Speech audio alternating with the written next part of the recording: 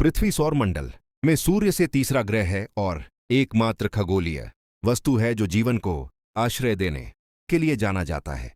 इसकी सतह का 71% भाग जल से तथा 19% भाग भूमि से ढका हुआ है। इसकी सतह विभिन्न प्लेटों से बनी हुए है। इस पर जल तीनों अवस्थाओं में पाया जाता है। इसके दोनों ध्रुवों पर बर्फ की एक मोटी परत है। सौरमंडल में पाए गए सबसे पुराने पदार्थ की आयु अरब वर्ष जय आंकी गई है। लगभग 4+0.04 अरब वर्ष पहले आदिम पृथ्वी का निर्माण हो चुका था। सौरमंडल के पिंड सूर्य के साथ ही बने और उसके साथ विकसित हुए।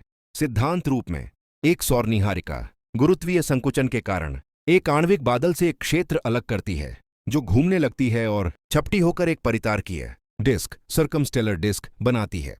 इसके बाद ग्रह उसी डिस्क से सूर्य के साथ साथ विकसित होते हैं। निहारिका में गैस, बर्फ के कण और धूल जिसमें आदिम नाभिकीय तत्व शामिल होते हैं।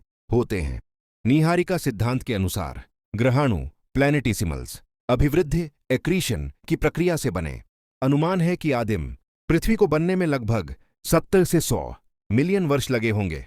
चंद्रमा की आयु के अनुमान 4.5 अरब वर्ष से लेकर इससे कहीं कम तक लगाए गए हैं। एक प्रमुख परिकल्पना यह है कि चंद्रमा का निर्माण उस पदार्थ के अभिवृद्धि से हुआ जो पृथ्वी से उस समय बाहर निकल गया था, जब मंगल के आकार का एक पिंड जिसका द्रव्यमान पृथ्वी के लगभग 10% के बराबर था और जिसे थेया नाम दिया गया, पृथ्वी से टकराया।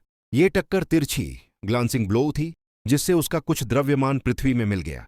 लगभग 4.0 से 3.8 अरब वर्ष पहले लेट हैवी बॉम्बार्डमेंट के दौरान हुए अनेक क्षुद्र ग्रह टक्करों ने चंद्रमा की सतह के व्यापक पर्यावरण में बड़े परिवर्तन किए और अनुमानतः पृथ्वी की सतह पर भी इसका गहरा प्रभाव पड़ा।